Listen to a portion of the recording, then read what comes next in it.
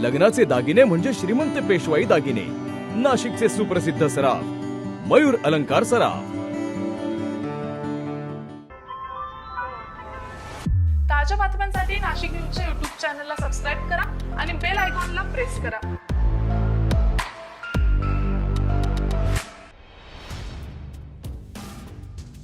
आज मतदानाच्या दिवशी नाशिक जिल्ह्यात राजकीय वातावरण चांगलं स्थापित चाललेलं आहे। नाशिकमधील वेगवेगळ्या मतदारसंघात अनेक ठिकाणी गोंधळाची परिस्थिती पाहायला मिळाली आहे।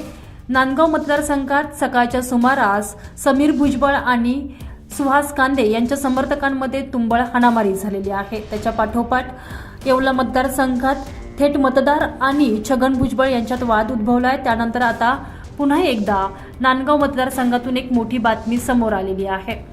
नांदगाव मतदारसंघातील साकोऱ्यात मतदारांना पैसे वाटप करणारी गाडी आल्याची माहिती अपक्ष उमेदवार डॉक्टर रोहन बोरसे यांच्या समर्थकांना मिळाली।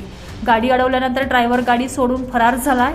यानंतर कार्यकर्त्यांनी हातात नोटा दाखवल्यात। एका उत्साही कार्यकर्त्यांना थेट गाडीच्या टपावर चढत काही नोटा देखील फाडलेल्या आहेत।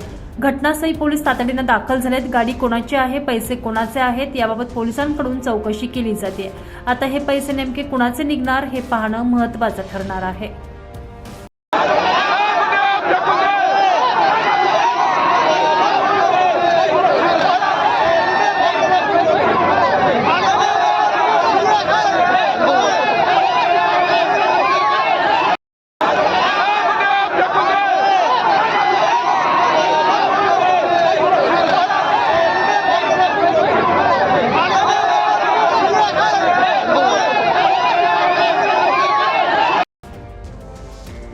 संजय परमार, नाशिक न्यूज, नांदगाव।